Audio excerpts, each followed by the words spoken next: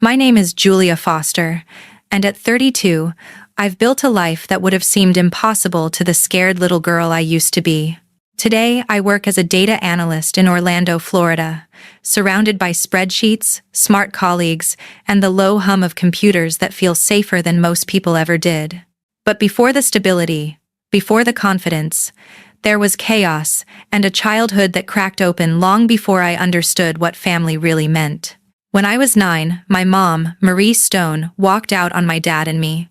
It wasn't a fight, not a shouting match, or some grand explosion like in the movies. It was quiet. Too quiet. One evening, she just packed a suitcase. I still remember the sound of the zipper cutting through the silence, and the smell of the diner grease still clinging to my dad's clothes as he asked her where she was going. She didn't answer. She just left, shutting the door with a soft click that felt louder than thunder. Later, Dad told me she'd fallen for another man, someone who promised her the kind of life she thought she deserved. The divorce papers came fast, leaving us with a small house and an even smaller bank account. She didn't just leave physically, she disappeared from our lives entirely. Years later, I'd learned she had a new husband and a son, Caleb Grant, my half-brother, but back then, all I had were birthday cards with $10 bills and short, impersonal messages. Happy birthday. Hope you're doing well. Words so thin they barely felt like love.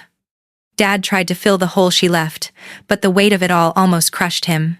He ran a small diner, a true greasy spoon kind of place, with cracked vinyl booths, and the smell of burnt coffee and bacon lingering in the air. The sign outside flickered half the time, buzzing faintly like it was sighing under the strain of staying lit.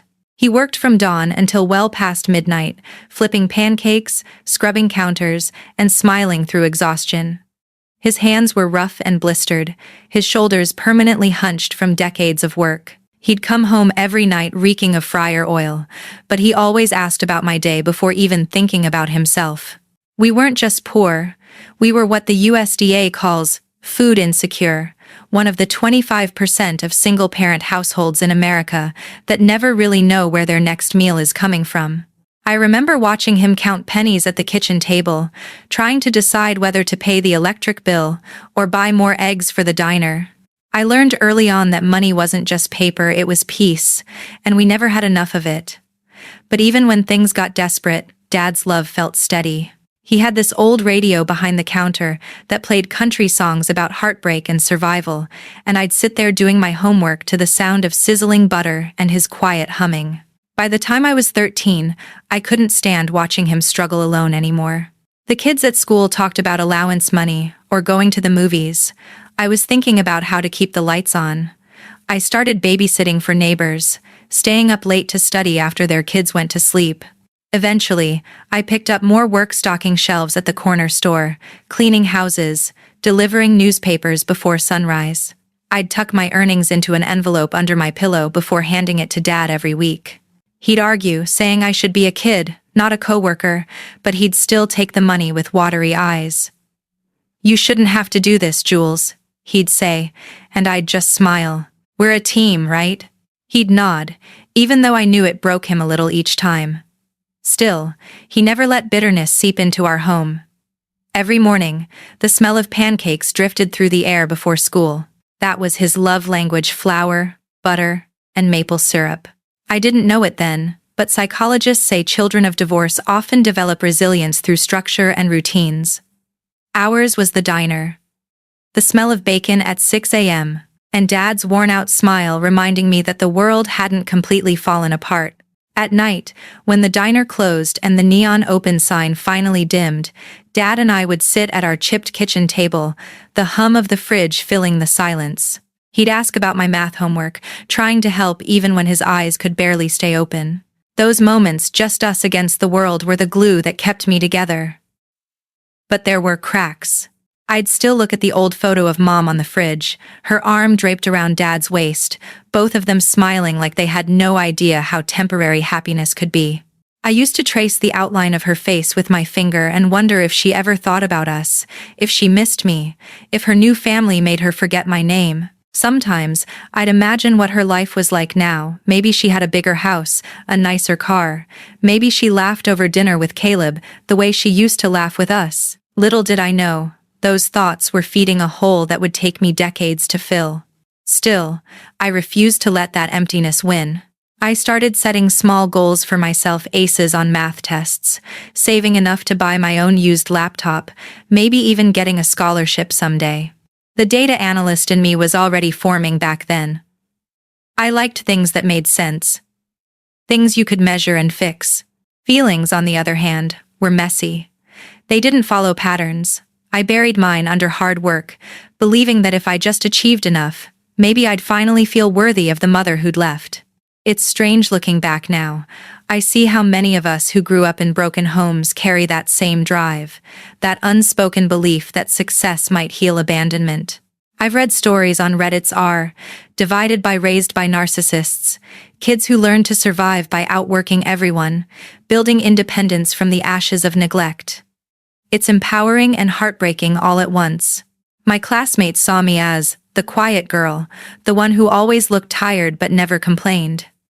Teachers called me mature for my age, but really, I was just tired of surviving. When other kids went to football games, I went to work. When they slept in, I delivered newspapers in the dark.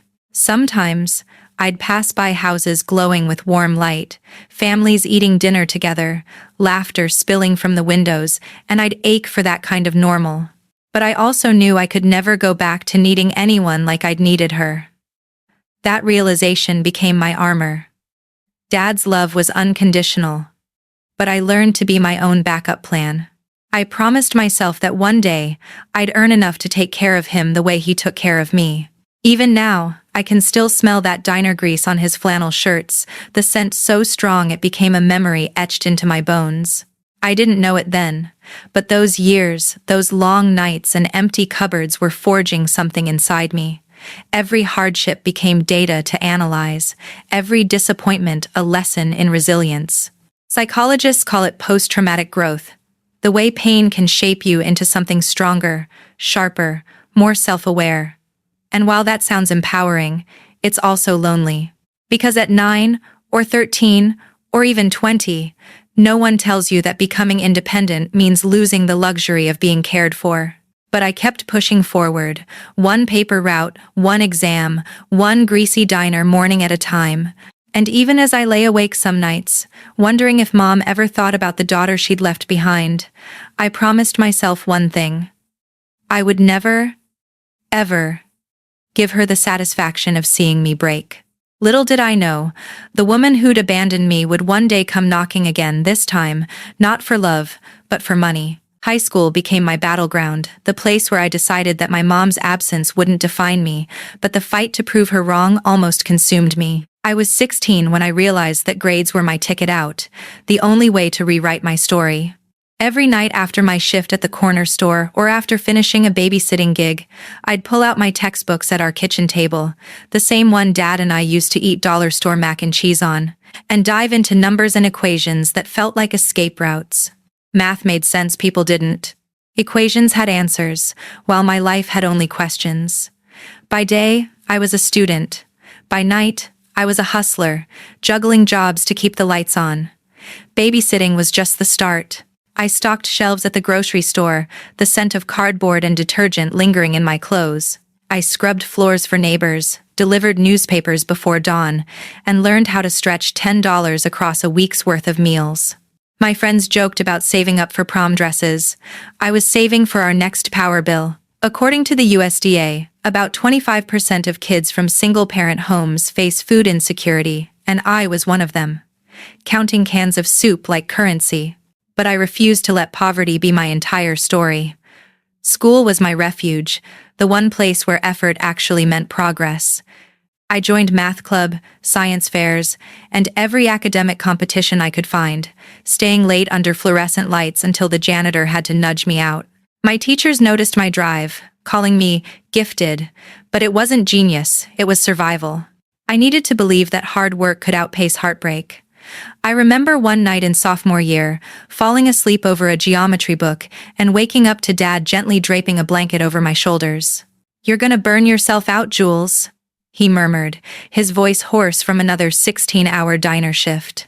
He didn't know that burnout was already my baseline. I'd read later, on a student forum, that over 50% of working teens experience high stress and sleep deprivation, according to an NCBI study. But at the time, it just felt normal. Exhaustion was the air I breathed. My body moved on caffeine, adrenaline, and sheer willpower. When I wasn't studying or working, I scrolled through online forums, places like r divided by Get Motivated and r divided by Raised by Narcissists, reading posts from people like me. Teens working 3 jobs to escape toxic homes. College kids studying in the glow of fast food signs because they couldn't afford libraries. Those stories lit something inside me. I wasn't alone. There were thousands of us clawing our way out of dysfunction, each post a quiet anthem of defiance. One night, someone wrote, "You don't owe your parents the life they stole from you." I must have reread that line 20 times. It became my mantra. By 17, the pieces started falling into place. I applied for every scholarship I could find, writing essay after essay about resilience, perseverance, and the lessons learned from flipping pancakes in a diner. The night I got the acceptance email, a full ride to a state university for data analytics, I screamed so loud, Dad dropped a plate of pancakes in shock. We danced in our cramped kitchen, laughing and crying at the same time. It wasn't just my victory. It was his too. He'd worked himself raw to give me a shot at freedom. And now, for the first time, I saw a future that didn't involve scraping by. I promised him I'd make it count. College was a different kind of battlefield. I packed up my thrift store clothes, kissed Dad goodbye, and boarded a bus that smelled like stale coffee in anticipation. The university campus felt like another world, bright, buzzing, filled with kids who didn't have to worry about rent or overdue bills. They talked about summer trips to Europe while I mapped out shifts between classes. I was free, but freedom came with a price. Even with tuition covered, I was on my own for everything else. Books, rent, food. So, I did what I'd always done. I worked. Mornings, I was a waitress at a campus diner, dodging splashes of hot coffee while balancing trays of eggs and hash browns. Weekends, I worked as an office assistant at a small law firm, sorting dusty case files until my fingers cramped. And late nights, when the city went quiet, I cleaned office buildings, vacuuming empty hallways under the hum of fluorescent lights, the smell of disinfectant sharp in my nose. Every week was a marathon. Up at 5 a.m. Asleep past midnight, my planner crammed with color-coded schedules. According to Good, the key to surviving student burnout is micro rests, 5-minute breaks to breathe, stretch, or just exist. I tried that once. It lasted 2 minutes before I started calculating how many more shifts I needed to cover next month's rent. I remember one particular night in my dorm, sitting on the floor with a cup of instant noodles, the cheap kind that tasted like salt, and regret staring at my laptop screen and wondering if I could keep this up. My vision blurred from fatigue, my body begging for rest, but my mind refused to quit. Failure wasn't an option. Not for me. Not after everything Dad had sacrificed. There were moments when the weight almost broke me. One night, I fell asleep at my law office desk, and my boss found me the next morning, drool on my notebook and ink smudged on my cheek. He laughed it off, but I went to the bathroom and cried quietly, splashing cold water on my face to hide the evidence. Another time, during finals week, I fainted in the dining hall from dehydration and exhaustion. The nurse told me I needed to slow down, but I couldn't. Slow down meant fall behind, and I'd come too far for that. A statistic I stumbled across later haunted me. Nearly 60% of working college students experience chronic burnout before graduation. I wasn't a number then, but I was definitely part of that percentage. Still, I found moments of light in the grind. A professor named Dr. Patel noticed my obsession with data and offered me a summer internship at a small tech startup. It was unpaid at first, of course, but it gave me something better than money, a foothold in the world I wanted to belong to. I'd spend hours analyzing patterns, finding meaning in chaos, something that always felt poetic to me. Life had been unpredictable. Messy, but data was clean. Predictable. Safe. By the time graduation came, I had calloused hands, dark circles under my eyes, and a degree that felt like armor. I'd done it, no handouts, no shortcuts, just grit and spreadsheets. I remember standing on stage in my cap and gown, scanning the audience until I spotted Dad, his diner apron folded neatly over his lap, tears streaming down his face. That image is burned into me. Every sleepless night, every instant meal, every aching joint, it was all worth it. I thought then that maybe I'd finally escaped the shadow of my mother's choices. But as I'd soon learn, the past doesn't stay buried forever. Sometimes, it waits until you've built everything you ever dreamed of, just to come knocking. After graduation, I packed up my used Honda Civic and drove south to Orlando, chasing a new life beneath the humid skies and endless promise of glass buildings reflecting sunlight. The city pulsed with energy, traffic humming, palm trees swaying, the faint smell of wet asphalt after afternoon storms. My first job was as a junior data analyst at a mid-sized marketing firm, and the cubicle felt like a throne after years of diner aprons and cleaning supplies. It wasn't glamorous, but it was mine. Within 2 years, I climbed to senior analyst, building dashboards for clients who probably made more in a month than I had in my entire college career. But I didn't resent them, I studied them. Success had patterns, just like data, and I was learning how to read them. Every payday, I wired $500 back home to Dad. Sometimes it went toward fixing the diner's broken coffee machine, sometimes toward his doctor visits, but it always came with a handwritten note. "We made it, Dad." A little more every month. He'd send birthday cards in return, the kind you could tell came from the discount rack, flowers printed slightly off-center, scrawled with his messy handwriting that always made me cry. We didn't have much, but we had each other. Still, I couldn't shake the ghost of my mother. Her absence was a silent hum behind every milestone, every paycheck, every congratulations. I wished she could have earned the right to say. Sometimes, late at night, I'd find myself scrolling through Facebook, typing her name into the search bar. Clara Foster. There were too many results, too many Claras living lives that didn't involve me, but once, I thought I found her. Same hazel eyes, same freckle near the lip. She looked older, thinner, standing beside a man and a teenage boy. I froze, heart hammering.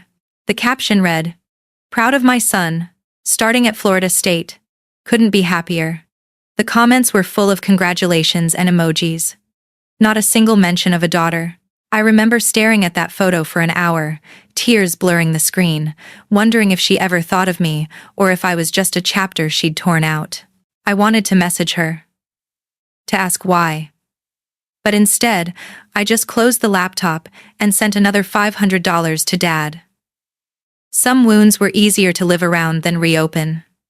Orlando became my rhythm. My apartment overlooked the skyline, and at night the city lights shimmered like a promise I'd finally kept to myself. I made friends, joined a gym, started volunteering at a youth center for kids from broken homes. I told them, "You can turn pain into power." And for once, I believed it. According to Pew Research, around 30% of millennials financially support their parents. I was proud to be part of that statistic, proof that I'd turned survival into stability. But what the statistics don't show are the reverse stories, the ones where family comes crawling back, not to love you, but to drain what you built. I would learn that the hard way. It was a Thursday evening when the past came knocking, literally. I'd just gotten home from work, the air thick with the smell of rain, and my leftover Thai food reheating in the microwave. A sharp knock echoed through my apartment. I wasn't expecting anyone. When I opened the door, my world tilted. There she was, my mother, the same woman who disappeared when I was 9, standing in my doorway as if she'd just dropped by from the past. Time had carved new lines into her face, but the smirk was the same, like she knew she'd catch me off guard.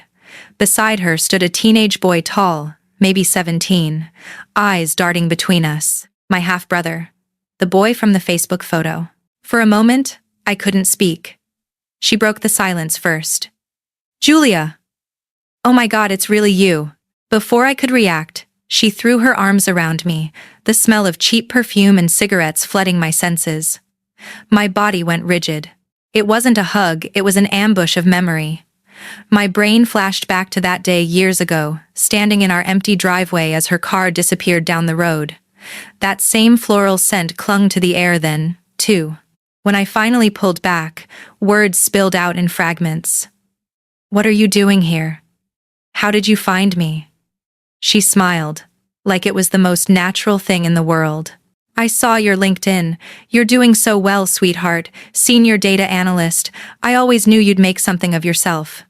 Her tone had that syrupy smoothness that made my stomach twist. I let them in out of politeness or shock, I'm still not sure which. My brother sat awkwardly on the couch while my mother looked around the apartment, eyes scanning everything.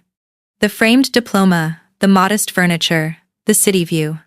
I could practically see the gears turning. Then came the real reason for her visit. Listen, honey, she started, her voice dipping into practiced guilt. Your brother, Jason, just got accepted to a private university, $60,000 a year, but he's so talented. We were hoping you could help out. Maybe just the tuition, or even a little monthly support. $3,000 a month would make such a difference.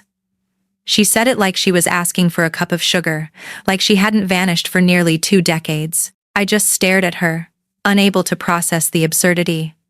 It felt like one of those R divided by Emma the asshole posts I used to scroll through AITA for refusing to pay my estranged mother's new kids' tuition. Except now I was living it. Inside, something cracked not from anger, but from disbelief. After all those years of silence, not a call, not a letter, not even a, "How are you?" She showed up because she'd seen my success online. You haven't been in my life for 18 years, I said, voice trembling. You didn't even know if we were alive. Her expression flickered, guilt replaced by irritation. Julia, don't be dramatic. Families help each other. You're doing so well. It's time to give back. I could almost hear the subtext. You owe me for leaving. My half-brother stared at the floor, cheeks flushed. I almost felt bad for him almost. None of this was his fault, but he was part of her new world, the one she'd chosen over me. The tension thickened, and I caught my reflection in the window, a grown woman holding her composure like armor. My heart was racing, but my voice was steady when I said, "You should leave." She blinked. What? You need to leave, I repeated, firmer. Whatever life you built after you left us, it's yours. I'm not part of it anymore. For a moment, her mask slipped, revealing something cold, almost calculating. Then she laughed softly, shaking her head. You've changed, Julia. Money's made you cruel. She stood, grabbed her purse, and walked toward the door. Before leaving, she turned back and said, You'll regret this. Family always comes first. I didn't answer. I just closed the door behind her and leaned against it, shaking. The sound of her footsteps fading down the hallway felt like an echo of the first time she'd left, except this time, I wasn't the one abandoned. That night, I stood by my window, the Orlando skyline glowing beneath me, and realized something vital. Closure doesn't always come in apologies. Sometimes, it comes in recognizing that the people who broke you can't fix you. I picked up my phone, texted Dad a simple message. She came back. I said no. His reply came a minute later. Good girl. Some doors stay closed for a reason. I smiled through the tears. For the first time in years, I didn't feel like that little girl waiting by the window. I felt free, and I had no idea that freedom was just the beginning of what would come next. A week passed after my mother's sudden reappearance, and I tried to convince myself it was over, that she'd vanish again into whatever shadow life she'd built. But people like her don't disappear when they smell opportunity. They circle back, hungry for control. It started with a text. Please, Julia. 1 coffee. For closure. Against my better judgment, or maybe out of the small, broken part of me that still wanted answers, I agreed. We met at a quiet cafe downtown, the kind with soft jazz playing and the sharp scent of roasted espresso that usually calmed me. Not that day. The moment she walked in, wearing oversized sunglasses and a fake smile, the air felt heavy. She hugged me again, uninvited, perfume and guilt wrapping around me like smoke. I kept my distance, arms crossed, the ceramic clink of my coffee cup filling the silence she didn't deserve. "I know you're angry," she began, voice trembling just enough to sound rehearsed, "but I want you to know I never wanted to leave. Your father, he made it impossible to stay." Her words hit like static. She started spinning a story about how Dad had turned me against her, how she'd been abused emotionally and forced out. Lies layered over half-truths, polished like a speech she'd told herself for years. I'd read enough articles on Brightside. Tell me about gaslighting. To recognize the tactics, the subtle rewriting of history, the feigned victimhood, the emotional bait.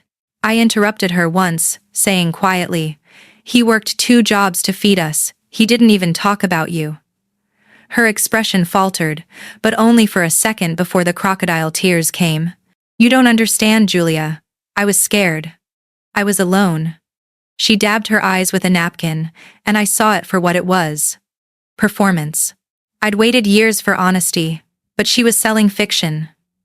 Then her tone shifted. The sympathy evaporated. "Anyway," she said, "since you've got a good job now, I think it's time you help the family. Jason still needs a car for college, and his phone broke last week. It's only fair." I stared at her, speechless. Fair? I wanted to scream that fairness was working 3 jobs at 16, that fairness was watching Dad's hands crack from grease burns while she lived comfortably somewhere else. But instead, I said evenly, "No, I'm not responsible for your choices." Her smile tightened. "Wow," she said. "All that education, and still selfish." That's when I realized she wasn't just asking, she was testing how much of me she could still control. I stood up, grabbed my bag, and left her mid-sentence. My hands were shaking, the ceramic clatter of my empty coffee cup echoing in my ears. 2 days later, she showed up at my apartment again, no warning, no apology, just entitlement in designer sandals. Jason was with her, looking uncomfortable but compliant. "We need to talk," she announced, pushing past me into my living room as if she owned the place. "This behavior is unacceptable. You can't just ignore family." I felt my chest tighten, anger crawling up my throat. "You don't get to barge into my home," I said, voice trembling with fury I'd buried for years. She laughed, an ugly, humorless sound. "Your home? Everything you have is because of the values I taught you." I almost laughed back. "Values?" She left when I was 9. My father and survival had raised me, not her. Jason mumbled something about needing to leave, but she silenced him with a glare. The confrontation spiraled, her shouting that I was ungrateful, me telling her she had no right to ask for anything. Finally, I pointed to the door. "Leave, now." She hesitated, her face hardening into something sharp and cold. "You'll regret this," she hissed, before storming out with Jason trailing behind.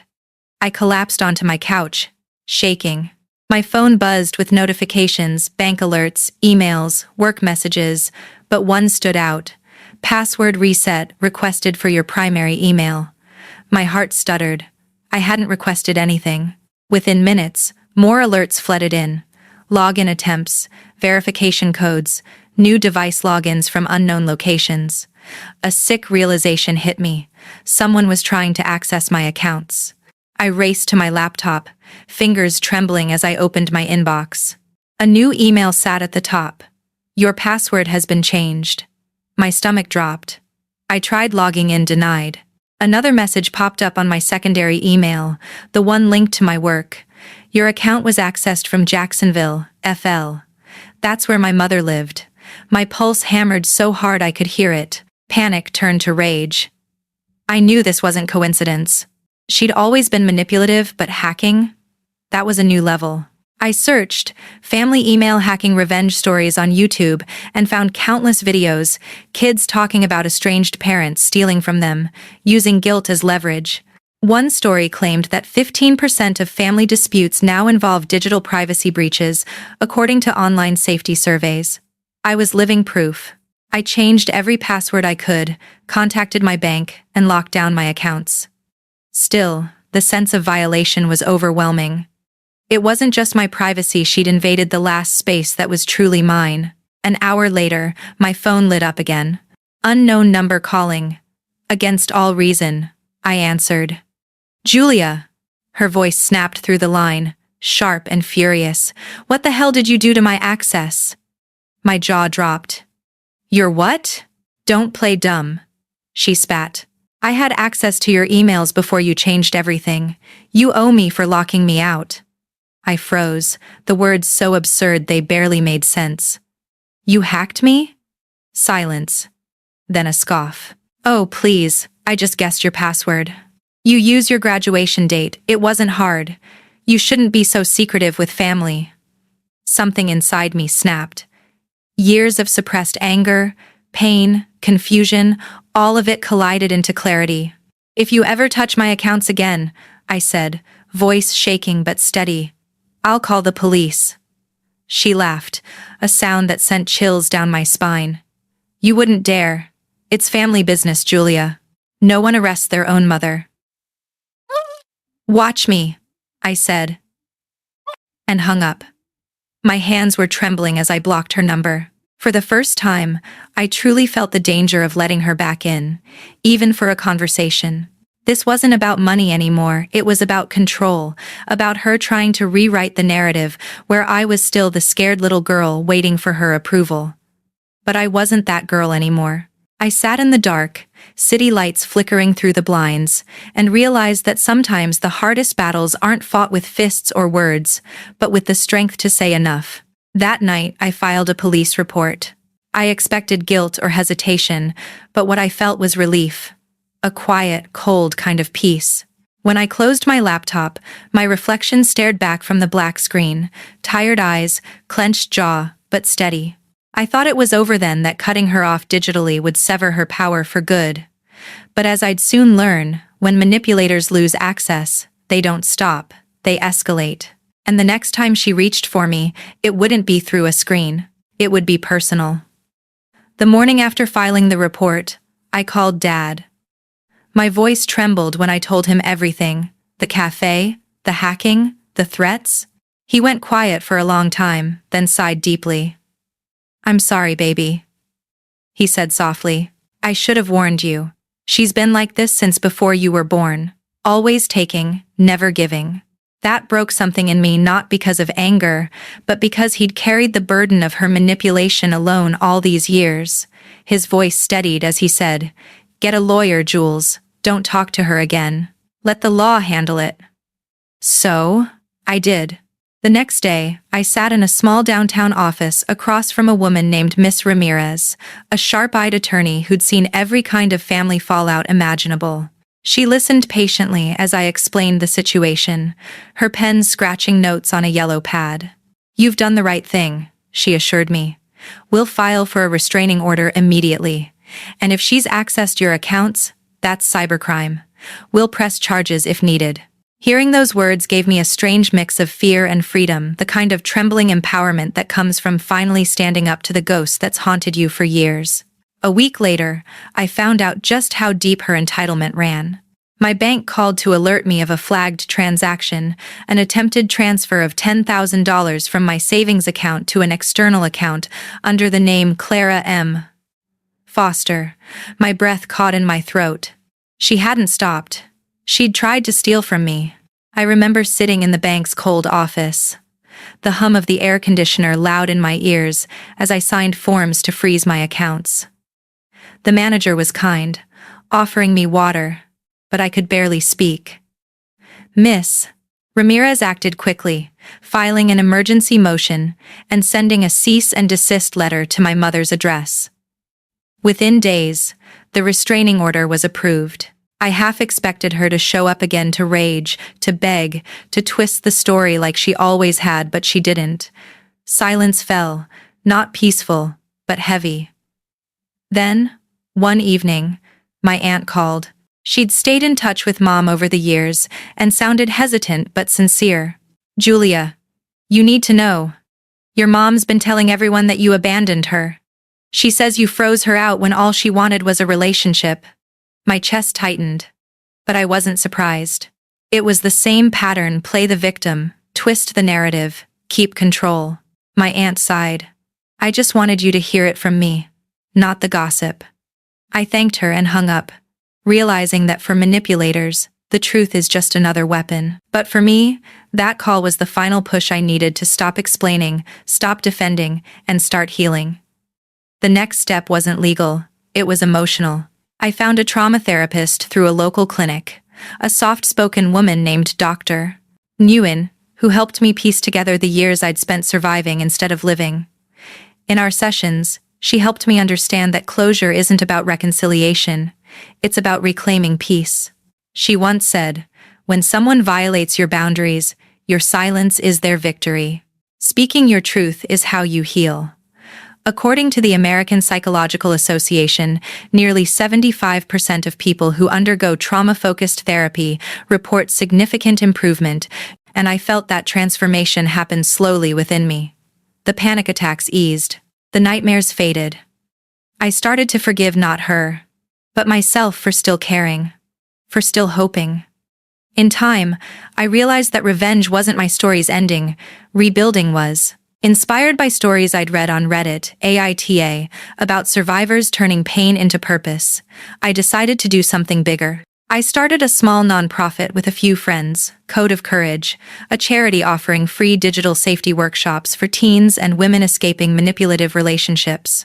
We taught people how to protect their privacy online, how to recognize emotional gaslighting, how to rebuild financially after family exploitation. The irony wasn't lost on me that my mother had tried to weaponize technology against me, and now I was using it to help others. Within a year, our workshops expanded to 3 states, supported by donations from people who'd lived eerily similar stories. My circle of friends became my chosen family. People who showed up not because they had to, but because they wanted to. We celebrated holidays together, cooked meals that smelled like home, laughed until our stomachs hurt. According to Good, is one of the strongest predictors of recovery from emotional trauma isn't therapy alone, it's community. The act of surrounding yourself with people who remind you that love doesn't have to hurt. For the first time, I believed that. Dad came to visit every few months, his diner still running strong, and we'd sit by the lake in Orlando, talking about life, peace, and pancakes. I think he found healing too, seeing me safe and unbroken. Sometimes, I still think about her, not with anger anymore, but with distance. I wonder if she tells herself that I was cruel or heartless. Maybe she believes it. But I've learned that people who thrive on manipulation rewrite stories where they're always the hero. That's fine, she can keep her version. Mine is finally my own. The court hearings wrapped quietly, the judge signing off on the permanent restraining order. I remember the courtroom, the sharp scent of wood polish, the distant hum of air vents, the echo of the gavel as it came down. Final. The weight lifted, then wasn't just legal, it was generational. I'd ended the cycle of exploitation that started long before me. Now, I tell this story not for sympathy, but for solidarity. If you've ever been gaslit, guilted, or ghosted by the people who were supposed to love you, this is your reminder that you're allowed to walk away. You don't owe anyone your peace, your money, or your forgiveness. You owe yourself freedom. And if someone watching this right now is going through something similar, whether it's a toxic parent, an entitled sibling, or anyone who treats your success as theirs to claim, know this: cutting them off isn't cruelty, it's survival. So, if you made it this far, thank you. Drop your story in the comments. I read every one. Let's build a community that turns pain into power. Because in the end, healing isn't revenge, it's the ultimate comeback. And if you want more true stories like this one, don't forget to like, share, and subscribe. Your support helps these stories reach the people who need them most. Because sometimes, the hardest lessons we learn are the ones that set us free.